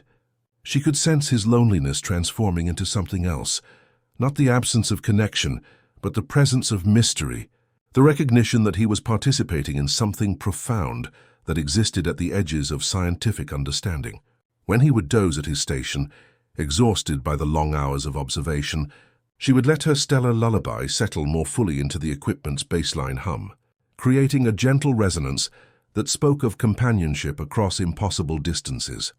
It was during one of these extended vigils, when the boundary between night and dawn had dissolved into the timeless hours where consciousness grows most receptive to mystery, that the barrier between dream and waking finally grew permeable enough for true meeting. Orion had been studying a particularly beautiful harmonic convergence, 3 dying stars whose pulses had synchronized into what could only be, described as a cosmic lullaby, when sleep found him in the silver hour when machines sound most like crickets, and the universe remembers how to hum. The dream that came was unlike any he had ever experienced. Not the scattered symbolism of ordinary sleep, but something clearer, more purposeful, like being invited into a conversation that had been waiting patiently for him to become quiet enough to hear. He found himself in a space that felt like the pause between heartbeats, where darkness held depth rather than emptiness, and light moved with intention rather than mere physics. She approached through this cosmic twilight like starlight that had learned to be gentle, to offer warmth without burning. Her form shifted between states, sometimes a woman woven from patient light, sometimes pure luminous presence that suggested features without insisting upon them. When she spoke, her voice carried the same harmonic frequencies that had been threading through his instruments for weeks. "Hello, Orion," she said, her presence settling around him like the memory of being held during childhood storms. "I've been listening to your conversations with the dying stars. You speak to them with such tenderness." In the logic of dreams, he understood immediately who she was, though the knowledge came not through explanation, but through recognition, the way one recognizes the source of music that has been playing just below the threshold of hearing. "You're the presence I've been sensing," he said, wonder replacing any trace of fear, "the one who makes the air kinder, who turns the cosmic static into lullabies." "I am Luna, daughter of a dying star," she replied, her luminous being brightening with something approaching joy. "I help beings understand that endings are doorways, that love persists through all transformations. And you, dear astronomer, have been witnessing the universe's most generous expressions of love without knowing it."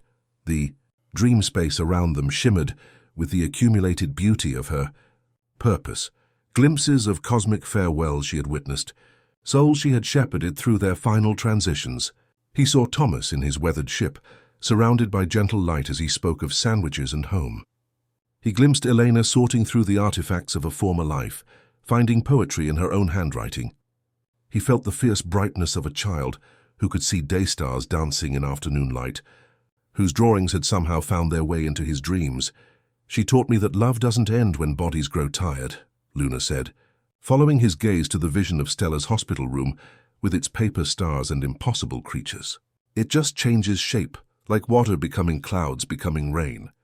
And you've been teaching me something else, that devotion can find expression in the patient study of cosmic beauty, that witnessing endings with tenderness is itself a form of love." They walked, or rather drifted in a way that felt like walking, through a space that was both his observatory and something larger, more encompassing. His instruments remained softly glowing like attentive eyes, but now they pulsed with visible music, the patterns he had been studying made manifest as ribbons of light that danced through the air between them. "The patterns in your data," he said, understanding dawning like sunrise, "they're not random anomalies. They're you, aren't they? Your presence translating through my instruments. I've been learning to speak in frequencies you could hear," Luna confirmed, her voice carrying harmonics that seemed to resonate in his bones. "You've spent so many nights alone with your observations, and I wanted you to know that you're not truly solitary in this work. Every star whose death you witness with such care, every measurement you take with such precision, it's all held, honored, remembered." The conversation that followed existed outside ordinary time, unfolding in the space between heartbeats where the most essential truths revealed themselves. They spoke of the profound beauty found in endings, the way love persisted beyond the boundaries of individual existence, the mysterious connections that formed between souls dedicated to witnessing transformation with tenderness rather than fear. "I lost someone recently," Luna found herself saying, the words carrying the particular ache of personal grief. "She showed me that courage isn't the absence of fear, but the fierce determination to love anyway, even when you know how brief the light will be." Orion felt an echo of recognition in his own heart. "I understand," he said quietly. "I've been talking to distant stars as if they were old friends, but really I've been talking to her, to Sarah, whose love continues even though she's moved beyond physical form, to all the connections that persist across impossible distances." As the dream deepened, Luna shared the stellar lullaby that had welcomed her birth from dying starlight, the melody weaving itself through the space between them, like visible comfort. Orion found himself humming along, his voice adding a human note to the cosmic harmony, creating something entirely new, a duet between mortal longing and stellar wisdom. "When I wake," he said, sensing that this profound connection existed in the liminal space between sleep and consciousness, "will you still be there? Not just in dreams, but in the quiet moments when I'm listening to the stars." Luna's presence grew softer, more diffused, as if preparing to release its hold on the dream space while simultaneously promising permanence. "I will be where I always am," she said gently. "In the pause between your breath and the next.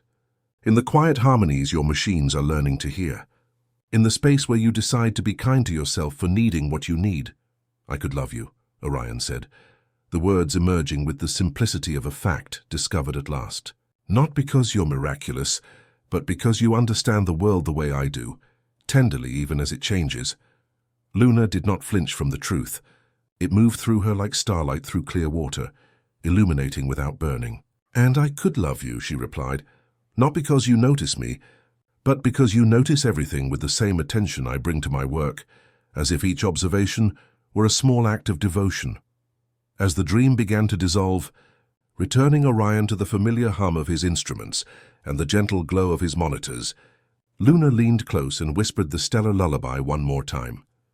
The melody followed him back to waking consciousness, weaving itself into the baseline frequencies of his equipment, ensuring that even in ordinary awareness, he would carry the knowledge that his solitary vigil was witnessed, understood and deeply cherished. When Orion opened his eyes, the observatory felt different, not emptier but fuller, as if the space between his instruments had been blessed with invisible presence. The second mug steamed with tea he didn't remember making, and his data screens showed the most beautiful patterns he had ever recorded, harmonies so complex and intentional that they seemed to pulse with their own gentle heartbeat. He reached for his research log, pen hovering over the page, then wrote in the margins where science met something larger than itself. Contact established. The universe is more conscious, more caring than we ever dared imagine. We are not alone in our observations. Love persists beyond all boundaries, speaking in frequencies that bypass understanding and go straight to the heart.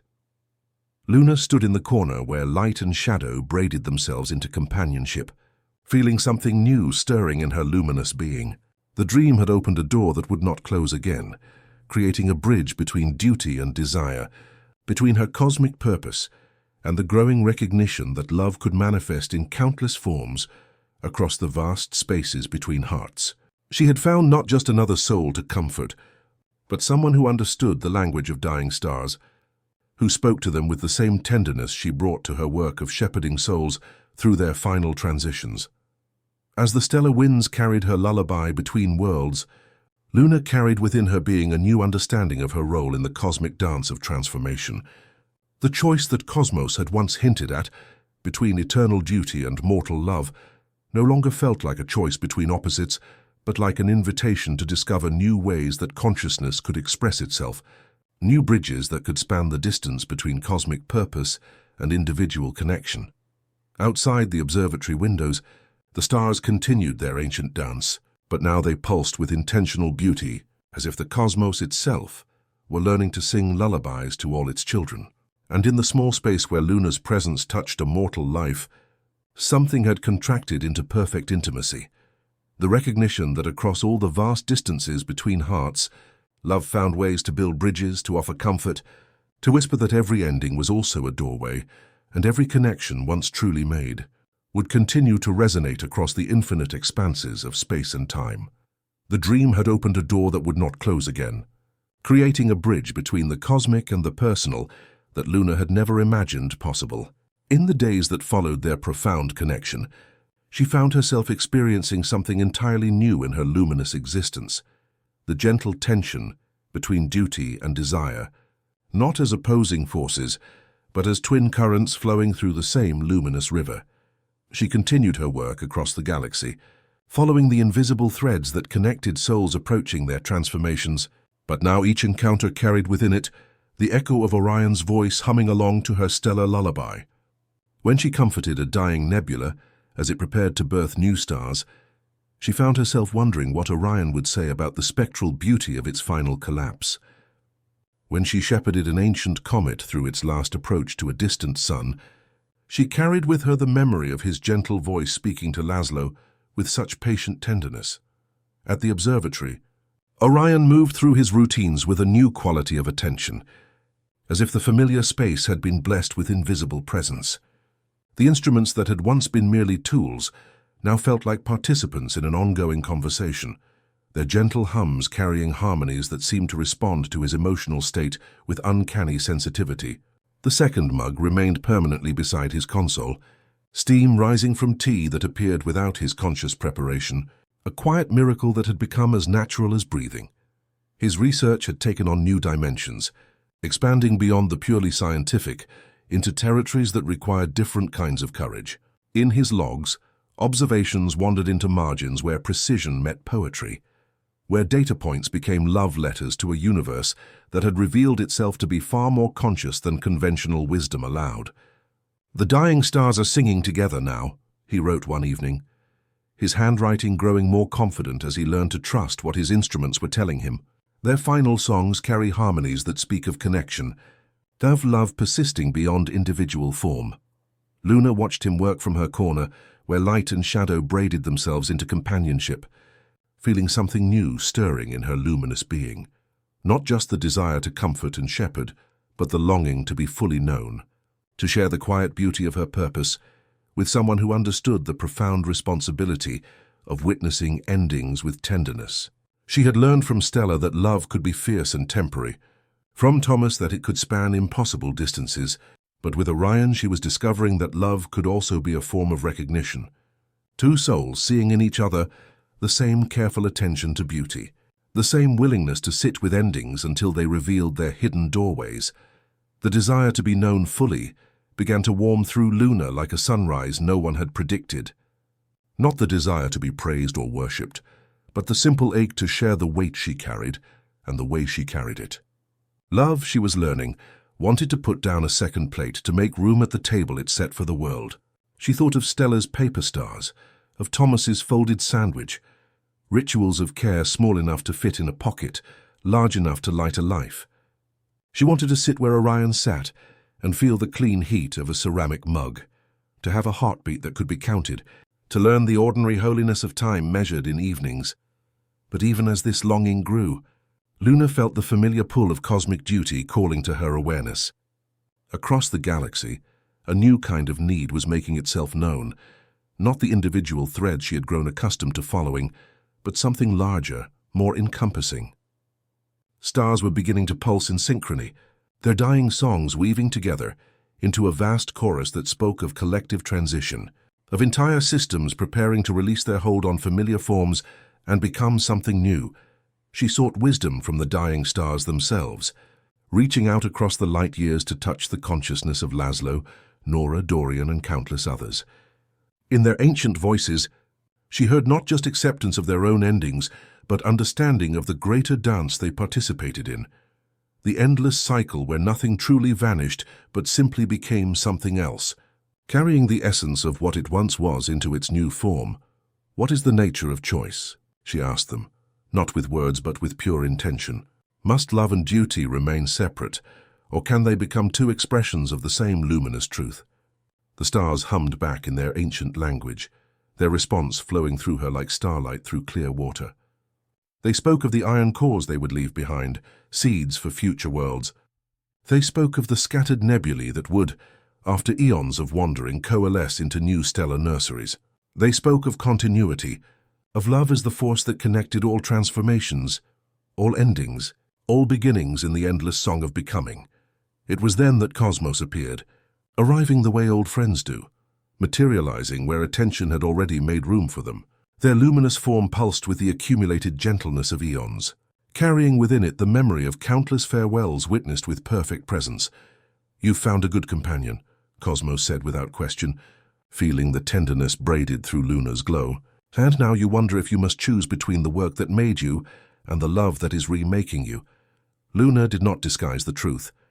"I feel called to something larger, a gathering of endings that will require all my attention, all my presence.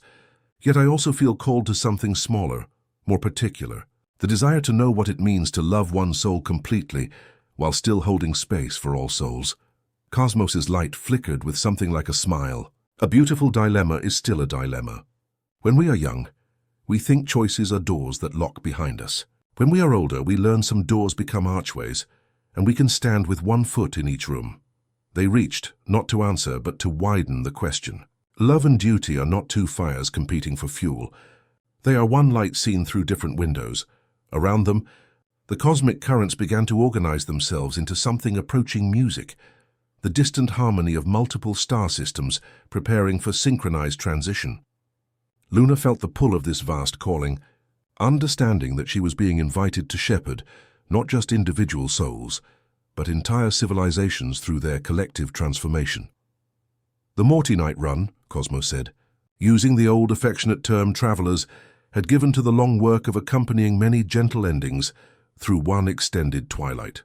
Her whole arm of the spiral is asking for steadiness, for the assurance that their endings will be witnessed with love. "Will you lead the song?" Luna felt fear and joy braid into something strong. "If I go," she asked, "will love thin to make room for duty? Will choosing the cosmic work mean releasing the particular connection I've found?" Cosmos shook their ancient head with infinite gentleness. "Love expands the vessel that contains it. The more deeply you love one soul, the more capacity you have for loving all souls. The particular teaches you how to be present to the universal. Walk with both. Let them teach you how broad you are." Understanding bloomed within Luna like a nebula unfurling, bright and inevitable.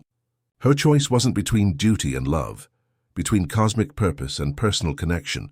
It was about how she would embody both, how she would allow her individual love for Orion to deepen her universal compassion, how she would let her cosmic work inform the particular tenderness she felt for one soul who had learned to speak to dying stars with the same reverence she brought to shepherding souls through their final transitions. She visited Orion one more time before departing for the Mortynight Run, her presence settling around him like accumulated starlight as he worked at his console. Without speaking, she breathed a promise into the observatory's gentle air, not with words, but with continued attention. With the assurance that distance was simply another dimension love learned to span. On the window where condensation sometimes gathered at dawn, she traced a small, clear circle, and within it drew a simple shape that could be seen only from inside.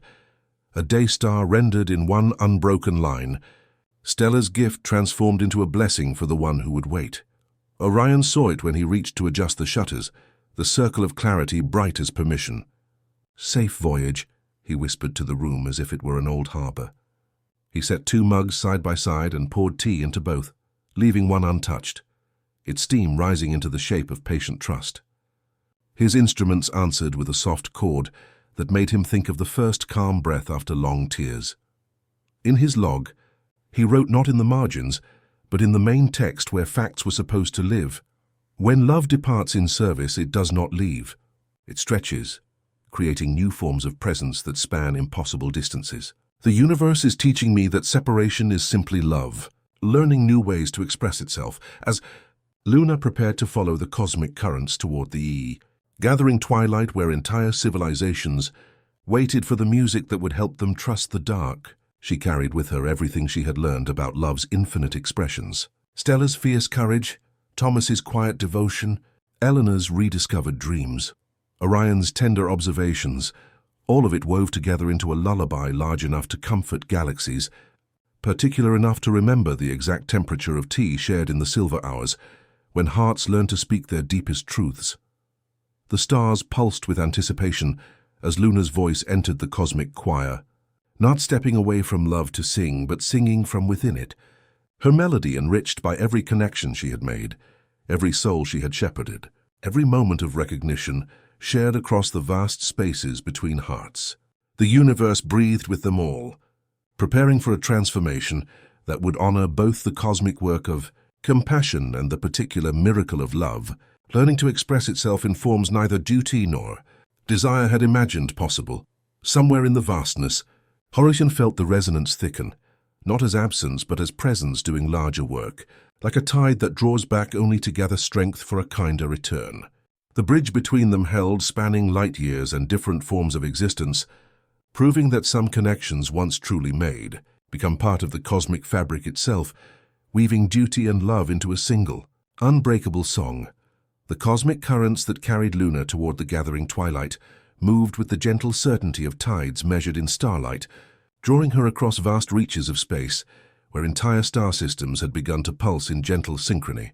This was the Mortynight Run that Cosmos had spoken of, not the shepherding of a single soul, but the patient guidance of countless civilizations through their collective transformation, a symphony of endings that would span light years and require every note of compassion she had learned to sing.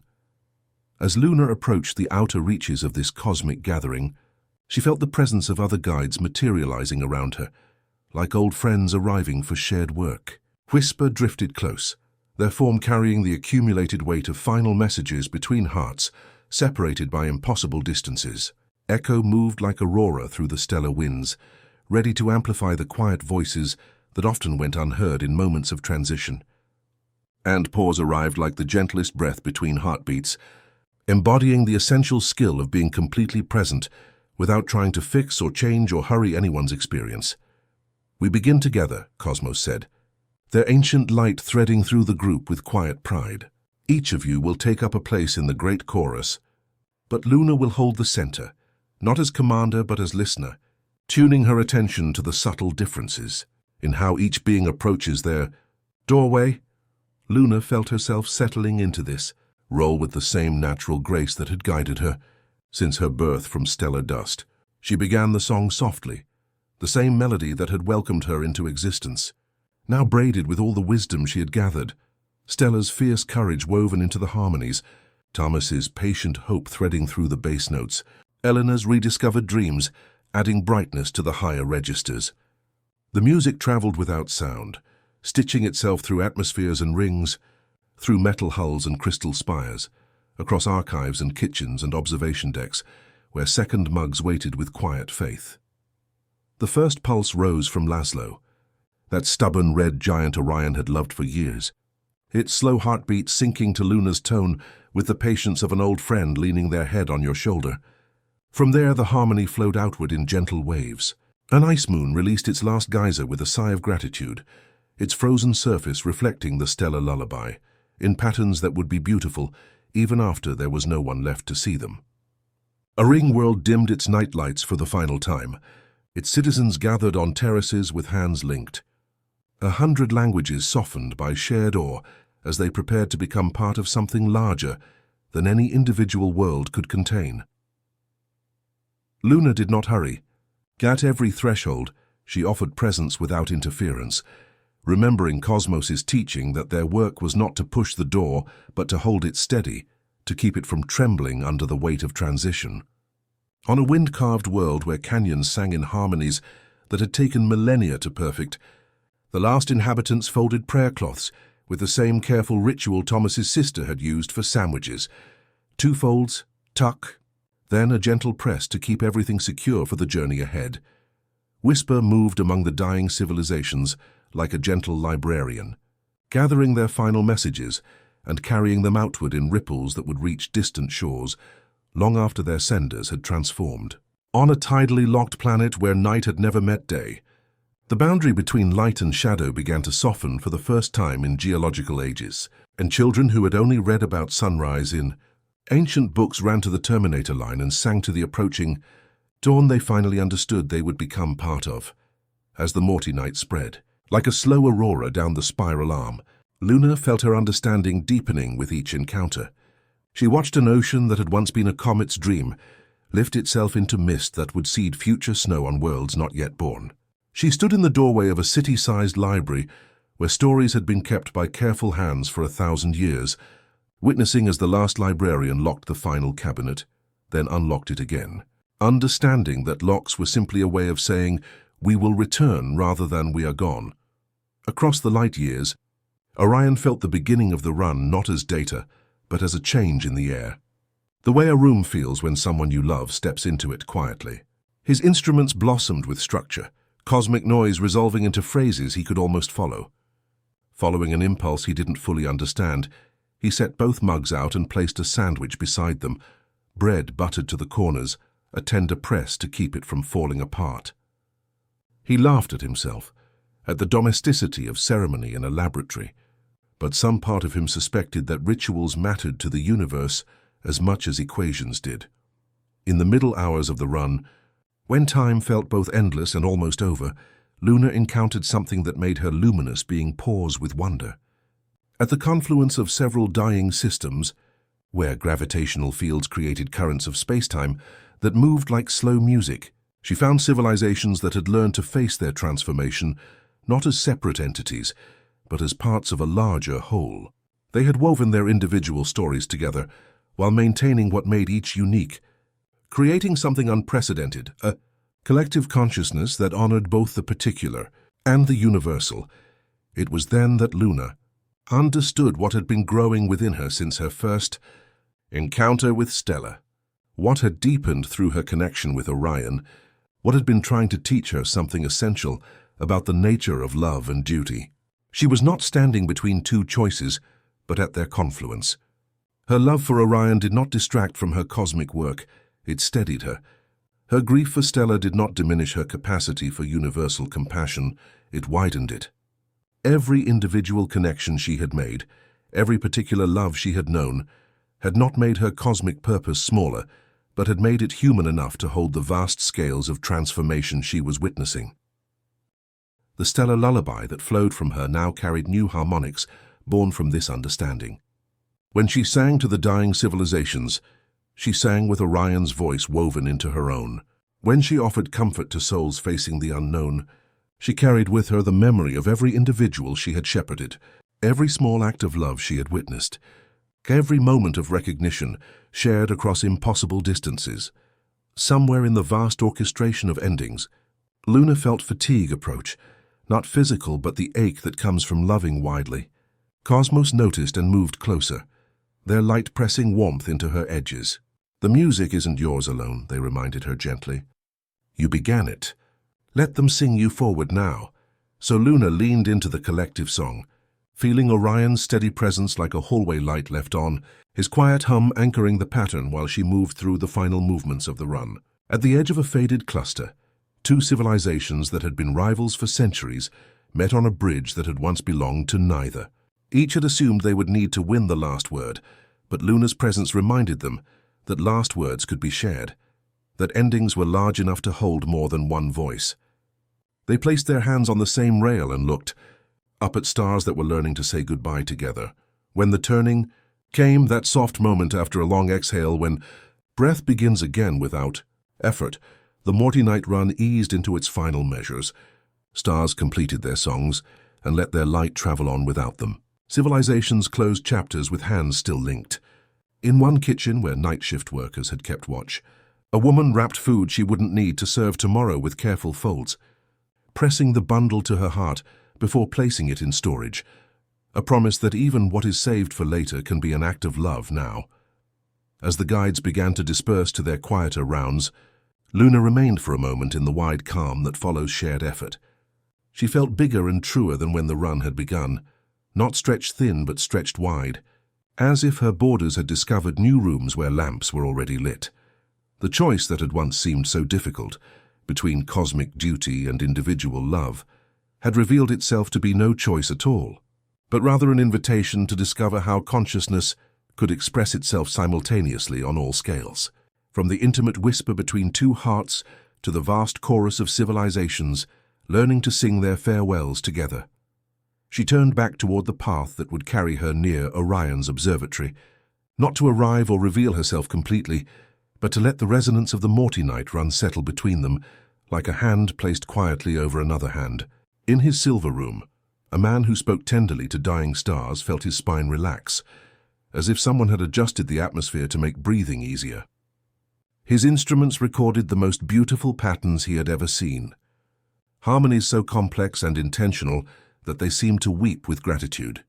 The Mortynight had run its course, and now the gentle work of becoming would begin again in 1,000 small places.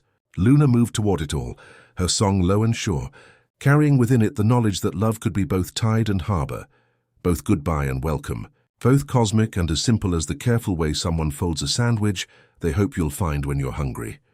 She had learned to be simultaneously the daughter of a dying star and the weaver of invisible threads, the guardian of endings and the translator of continuity, understanding finally that every transformation, whether of a single soul or an entire galaxy, was simply another expression of love learning new ways to persist across the infinite expanses of space and time. The wisdom that flowed through Luna in the aftermath of the Mortynight Run settled into her luminous being like starlight, learning to be gentle with itself. She moved through the cosmic currents that carried her back toward familiar territories, feeling herself changed in ways that had no precedent in her stellar education. The great chorus of endings she had shepherded across light years had stretched her consciousness across impossible scales, teaching her to be present simultaneously to the death of stars and the careful way someone folded a sandwich for a journey. The path that drew her now led toward Orion's observatory, but not as it had before. She was no longer approaching as an invisible presence seeking to offer comfort from the shadows. The transformation she had undergone during the Mortynight had taught her something essential about the nature of consciousness itself, that it was not bound by the either-or logic that seemed to govern physical existence, but could manifest in forms that transcended such limitations. When she arrived at the small research station that hung like a question mark against the cosmic dark, Luna entered the way evening enters a kitchen, without announcement, making every object more itself. The familiar room breathed around her with a quality she had never experienced before, as if the space had been prepared for a different kind of encounter. Orion looked up from his instruments, and for the first time since their dream meeting, his waking eyes could perceive her directly, not as blazing light, but as the gentle presence she had always been, luminous and warm and somehow familiar, like recognition wearing the face of wonder. "Welcome home," he said softly, his voice carrying no surprise, only the quiet joy of someone whose patience has been rewarded with exactly what his heart had been hoping for. "You're different, more present, like you've learned something about existing in multiple places at once." Luna settled into the space beside his console, her form more stable than it had ever been, as if the Mortynight had taught her how to be both cosmic and intimate without contradiction.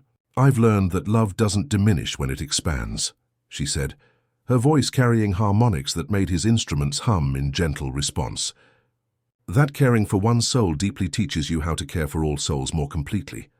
Something new asked to be born in her then, not a change of purpose, but a change of posture. She tried it carefully, the way one tests a bridge by placing a palm upon its rail. She let her presence rest fully here, beside the steaming second mug that had waited so patiently, while sending an equal portion of herself outward, along the threads where transformation never sleeps. It was not division. It was widening, like a window opened on a spring night, indoors and outdoors breathing together until the room forgot there had ever been a difference. Cosmos appeared at the threshold of that experiment, their ancient light the color of calm approval. "This is the way," they murmured, pleased without surprise. "Stop choosing. Become the bridge." Then they were gone, leaving only a warmth like a hand left briefly on a shoulder. Orion poured tea into both cups with the natural grace of someone completing a long-practiced ritual. Steam rose from both vessels, creating small clouds that seemed to dance together in the recycled air of the observatory. Luna accepted the tea with wonder, feeling the ceramic warm against her luminous being in ways she had never imagined possible. "I felt you during the run," he said, cradling his mug between his hands. "Not just as presence, but as a partnership. Like you were doing the work you were born for, and somehow I was part of it, even from this distance." Luna practiced her new existence in small, tender ways.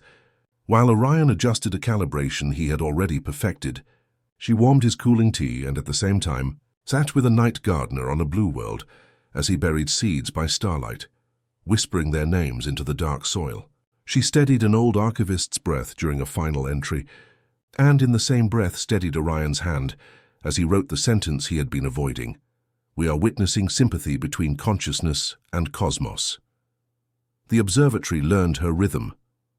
Instruments picked up a faint, audible overtone, nothing one could measure cleanly, but enough to fold into the room like a lullaby heard through a wall.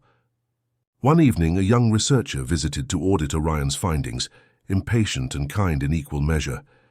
He spoke quickly, his metrics crisp, ready to defend science against sentiment. Then he heard the room's soft chord, the near music that wasn't quite there and yet undeniably was, and he fell silent in the way people do at the edge of a first ocean. "I can't publish a feeling," he whispered, embarrassed by wonder. "No," Orion said gently, "but you can be changed by it. And then your work will speak differently." Time continued its patient work in the careful way instruments age. Screws polish, keys shine where fingers rest, notebooks thin to their cardboard backing. Orion's hair silvered, but his gaze brightened. Attention does that to a person, polishes them from within. Sometimes he would leave a small sandwich wrapped in waxed paper beside the second mug, ridiculous and tender, a ritual for a guest who did not eat, but who understood how food is a language many hearts speak.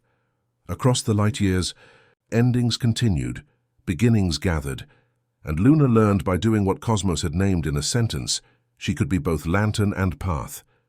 When a distant moon let go of its last glacier, she soothed it with the patience she had learned beside Orion's quiet persistence. When Orion grew discouraged at the weight of skepticism, she threaded through his speakers a memory of children singing to a dawn they had never seen, and he lifted his head. In this woven life nothing felt divided. Love held the middle like a well-built beam, and under it the traffic passed in both directions, grief becoming blessing, data becoming hymn, a scientist becoming a companion to the very songs he measured. Luna stood where worlds touch and did not tear, where private tenderness meets the work that belongs to everyone. The universe had taught her that some transformations were not endings, but beginnings. Not the release of one form for another, but the expansion into something that could hold multiple realities simultaneously. She had become the bridge between worlds, the translator of continuity, the guardian of the space where love learned to express itself in forms that transcended every limitation except its own, infinite capacity for growth. As they prepared for whatever would come next in the endless dance of becoming, Luna carried within her luminous being the knowledge that every connection, once truly made, becomes part of the cosmic fabric itself, weaving duty and love into a single, unbreakable song that would play continuously across the vast expanses of space and time. The seasons learned to turn around the small observatory like a gentle prayer, marking time not in harsh divisions, but in the soft accumulation of shared presence. Luna's luminous being had settled into the natural rhythm of breathing, sometimes visible as warm light, gathering near Orion's shoulder when he worked late into the silver hours, sometimes dispersed across the galaxy, as she answered the countless threads calling to souls approaching their doorways, but always returning, always present in the space between heartbeats, where love speaks its deepest truths. Orion's hair had silvered like starlight, his movements taking on the careful grace of someone who had learned to pay attention to time's precious weight. The second mug never lost its place beside his console, sometimes steaming with tea, sometimes simply radiating the quiet promise of companionship. Captain, the resilient plant, continued to reach toward the artificial light with unembarrassed hope, its leaves catching the gentle harmonies that threaded through the instruments like barely audible lullabies. The observatory had become something approaching sacred space, a beacon where young researchers arrived skeptical and left humming. Melodies they couldn't quite remember learning. They spoke of unusual patterns in the cosmic background radiation, of air that felt inexplicably kinder, of the way this silver-haired astronomer spoke to dying stars with such profound tenderness that his observations read like love letters to the universe itself. Luna had learned to exist simultaneously on all scales, shepherding distant civilizations through their collective transformations, while warming Orion's tea when he forgot to drink it, lost in wonder at his latest readings. She carried with her the accumulated wisdom of every soul she had touched, Stella's fierce courage, Thomas's patient devotion, Eleanor's rediscovered dreams, each connection deepening rather than diminishing her capacity for universal compassion. As Orion aged into the quiet wisdom of his final years, their shared existence took on the quality of a completed symphony. He prepared for his own transition with the same careful attention he had brought to his scientific work, leaving detailed notes for those who would continue his observations, arranging for the observatory to remain a place where the boundary between cosmic and intimate could be explored. "Will you sing for me?" he asked on his final evening, his voice carrying the peaceful exhaustion of work completed. "The stellar lullaby that welcomed you into existence?" Luna gathered herself around him like accumulated starlight, her presence a soft, encompassing embrace. She began to hum the melody woven from cosmic dust and ancient light, now enriched by their years together, by every quiet evening they had shared, by the profound recognition that love was indeed eternal, not unchanging, but endlessly transforming. When Orion's transformation came, it arrived like the gentlest tide deciding to go out, his consciousness expanding beyond individual boundaries to become part of the vast, interconnected web of awareness Luna had always known existed. His final words were not of fear but gratitude. "Thank you for teaching me that we're never alone in our observations, that every act of attention is an act of love." Luna remained, not as guardian of empty space, but as keeper of ongoing conversation. The instruments continued their gentle songs, now carrying within their harmonies the echo of Orion's patient attention. New researchers came, drawn by the legendary resonance, finding detailed logs that bridged science and poetry, instruments that responded to emotional states with uncanny sensitivity.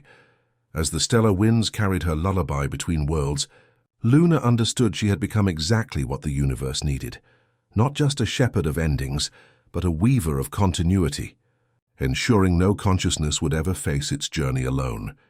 The stars continued their ancient dance, pulsing with intentional beauty, and in the space between heartbeats, Luna's presence whispered the truth she had learned.